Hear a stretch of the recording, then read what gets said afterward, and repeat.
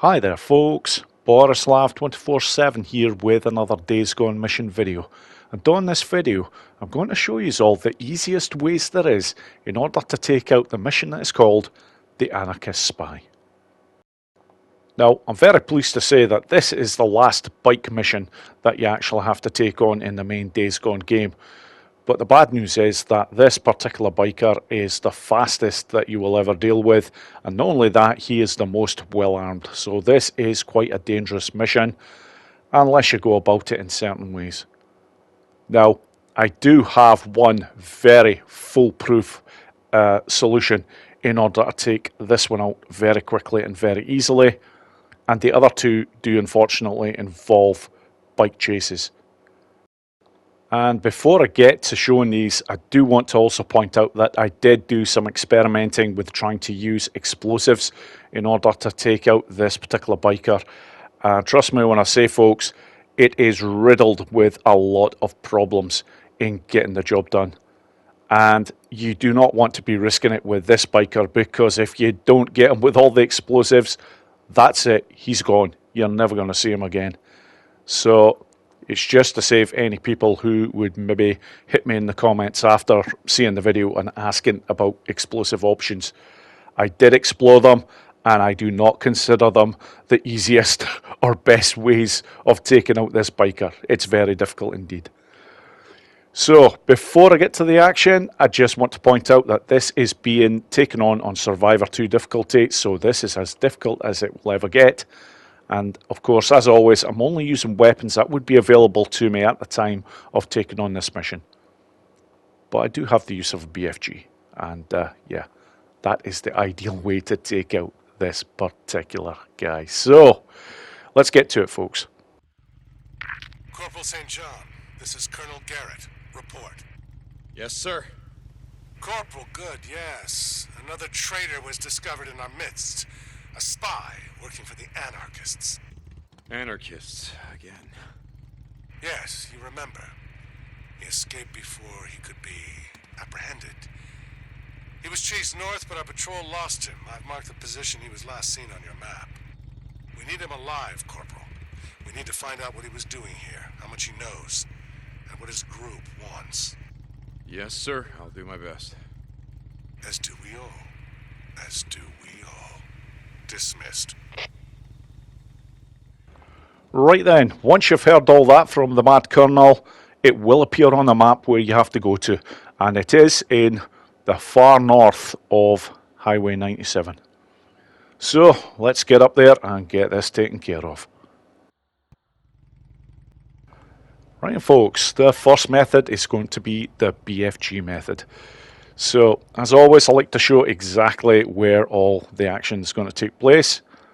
And this is the only method that will not actually involve a bike chase. And with this comes a slight problem.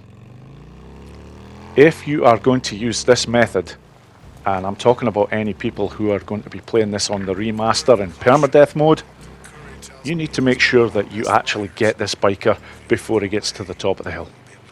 Because if you don't, he's gone, and that's it. This mission has failed.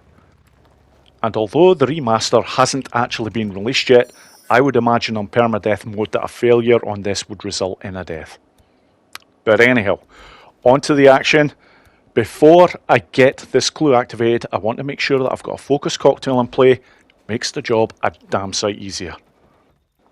And once this clue has been activated, this all goes down pretty quickly.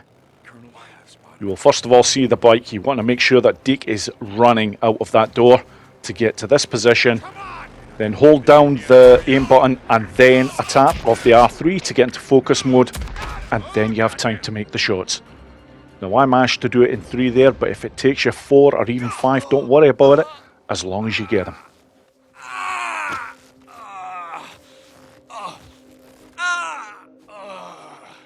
How you doing, buddy, huh? Looks like you're having a chaotic day, yeah? Just the way you like it? Oh, you won't take me alive. Well, I think I already did. Don't matter much to me one way or the other. Goddamn the anarchists. And there we go. In my opinion, that is the easiest way to get this mission completed. So, on to the next method. Right then, on to method number 2, and this all involves the use of an SMP-9 and making sure that you chase this guy down. So, this will obviously play out an awful lot differently, and there are one or two things that I will be advising as this chase goes on. So let's get down there and let's get ready to do this. Word of caution. Captain Curry tells me he was one of our best riders. If you let him get away, you won't be able to catch him. What do you see about that? St. John out. Now, one thing I want to point out very quickly, I do have the best engine available on this bike, which is obtained from Trust Level 2 at Diamond Lake. Most people should have this at this point in the game. So, just made sure that the bike is just outside this hut here, so that I can get onto it very quickly, and then get the action going here. And a couple of huge pieces of advice here to make this job easier.